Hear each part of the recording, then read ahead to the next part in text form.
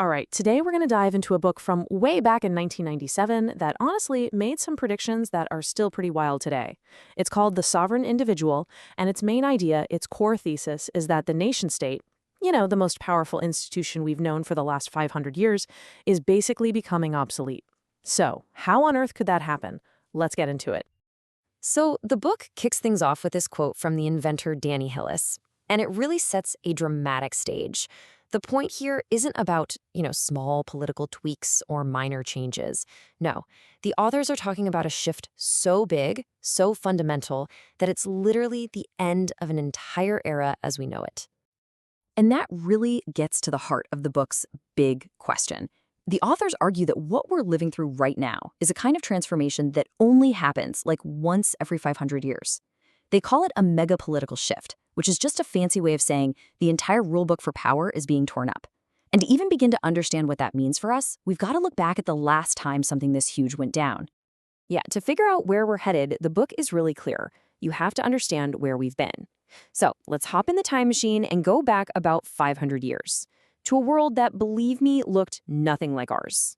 So before we had countries as we know them today, the big player on the block, the most powerful institution in the entire Western world, was the church. And we're not just talking about a religious thing. The church was society. It was the operating system for everything.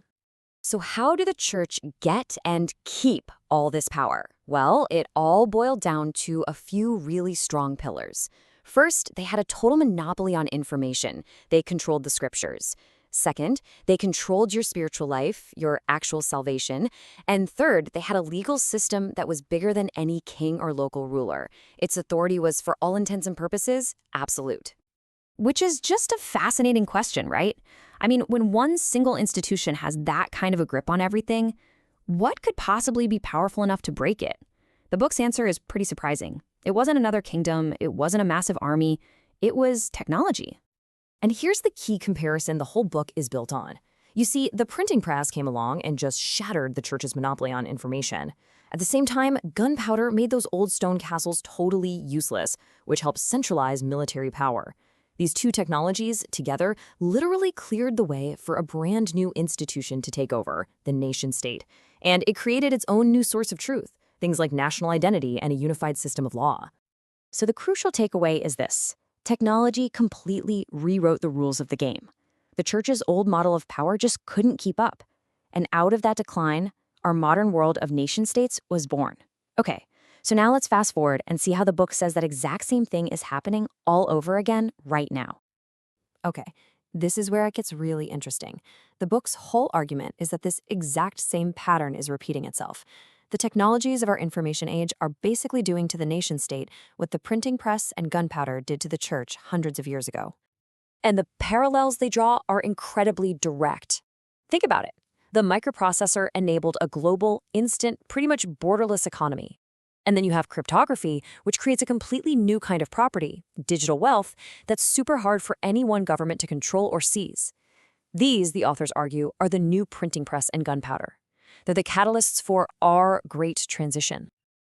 And all of this disruption gives rise to a totally new kind of person, the figure the book is named after, the sovereign individual.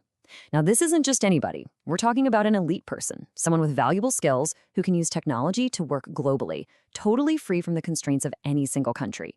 They become, in essence, a customer who gets to shop around for the best government. This quote from the book really drives the point home. I mean, just think about it.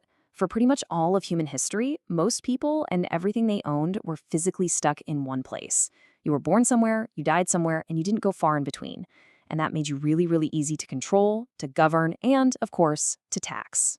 But today, that reality has been completely turned on its head. You can run a global business from a laptop. Your wealth can be digital with no physical location. You can work with people all over the planet.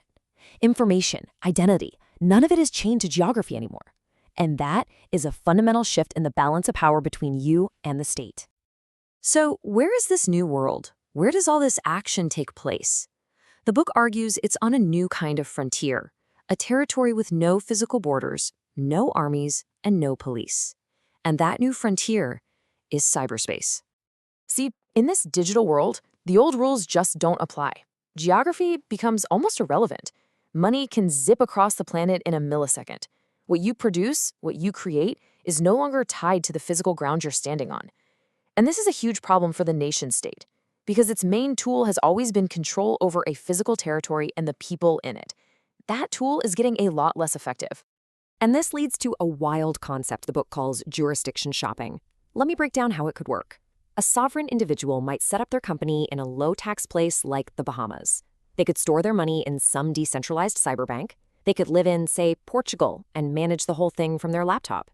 They get to pick and choose the best laws, the best tax rates, the best services, almost like you'd shop for a cell phone plan. And this isn't just some far-out theory. The book points to real, early examples. Like, there was a proposal from the Seychelles that would basically offer you protection from extradition if you invested $10 million. I mean, that is a textbook case of a government competing in an open market for customers, selling a service, in this case, legal protection, to wealthy, mobile people. Okay, so if this trend keeps going, what does that actually mean for the idea of a country? The book's prediction is that it's going to completely change our relationship with government, and even what it means to belong to a nation. This all builds to the ultimate, and maybe most radical prediction. The whole idea of being a citizen just because you were born somewhere with all the mandatory obligations like taxes, that starts to fade. And what replaces it is the idea of being a customer by choice, where you voluntarily pay for the specific government services you actually want. I mean, the difference between these two things is just night and day. A citizen's loyalty is mandatory. It's tied to where you were born. A customer's loyalty is voluntary and totally mobile. One is basically a subject of the state, the other is a client of a service provider. In this kind of future, governments would have to actually compete for you, for your business, or they'd risk losing you for good.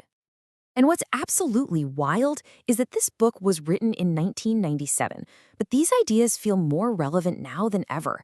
You can see echoes of this thinking in super modern concepts like the network state, which is this idea that you could build a new country online first, as a digital community before you ever even think about buying land. Which really leaves us with one final, pretty provocative question to chew on. As technology keeps blurring borders and giving more and more power to individuals, can that old model of citizenship even survive?